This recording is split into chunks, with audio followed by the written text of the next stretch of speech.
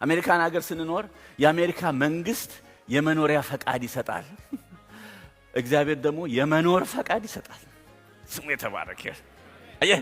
የመኖር ፈቃድና የመኖሪያ ፈቃድ የተለያየ ነው። የታችኛው መንግስት የመኖር ፈቃድ ይሰጣል፣ የመኖሪያ ፈቃድ ይሰጣል።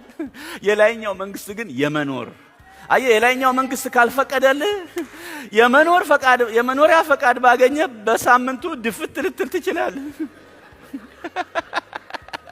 ሲቲዝን በሆንሽ በሳምንቱ ድፍት፣ ወይ በመኪና አደጋ ወይ በሆነ ድፍት፣ ወይ በትንታ ወይ በትርታ ድፍት። የመኖሪያ ፈቃድ አይደለም መመኪያችን። የመኖሪያ ፈቃድ ሳይሆን የመኖር ፈቃድ የሰጠን የሰራዊት ጌታ እግዚአብሔር እርሱ የተባረከ ይሁን። የመኖር ፈቃድ። ስለዚህ የመኖሪያ ፈቃድ ስላለን ወይም ስለሌለን መጨነቅ የለብንም። የመኖር ፈቃድ ሰጥቶናል። የመኖሪያ ፈቃድ ጥሩ ነው። የመኖር ፈቃድ ሰጥቶናል። እኛ ልዩ ሰዎች ነን በጌታ አሜን። አንዳንድ ጊዜ እዚህ አሜሪካ መጣን ስማችን ራሱ ወደ ቁጥር ተቀይሯል። Can you tell me the last 4 digits your social security? The last 4 digits your social security number. The last 4 digits. በቃ እሱ ነው ስማችን። ላስት 4 ቁጥር ነን ጠቅላላ 4 ቁጥር። The last 4 digits of your social security number. በቃ እሱን ከሰጠህ ማለት ጠቅላላ ታሪክህ ይዘረዘራል። ስምህ 4 ቁጥር ነው በቃ ጠቅላላ። እኛ 4 ቁጥር አይደለንም። 4 ቁጥር አይደለም።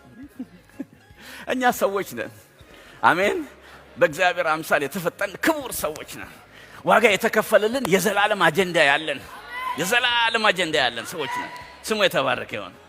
በገባችሁበት ሁሉ ታውቃላችሁ የእግዚአብሔር መንፈስ ከናንተ ጋር ሆነ። የእግዚአብሔር መልአክ ከናንተ ጋር ሆኖ ጂኒ ደግሞ በሩቅ ሆኖ መጣችብኝ ነው የሚለው፣ መጣብኝ ነው የሚለው። ምክንያቱም የእግዚአብሔር ዘላለማዊ አጀንዳ በእኛ ላይ አለ። ስሙ የተባረከ ይሁን።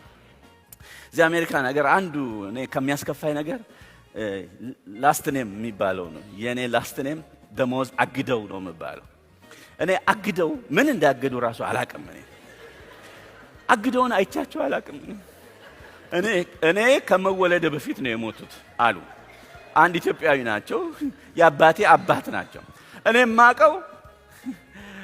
ማቀው 13 ዓመት እስኪሆነ ድረስ ጉልበት ውስጥ ጉልበቴን እያስገባ ቅፍ አርጎ ስስና ሲሶ ማሳጅ እየሰጠ ያሳደገኝ አቶ አበባ አግደው ነው የማቀው። አባቴን ሸማኔ ሆኖ አንተ ቁጢት በጣሽ እየተባለ አሁን ኑሮ ነው ወይ የሸማኔ ኑሮ ከወገው በታች በጉድጓድ ተቀብሮ እየተባለ እየተተረተበት ያሳደገኝ አባቴን እሱ ነው የማቀው።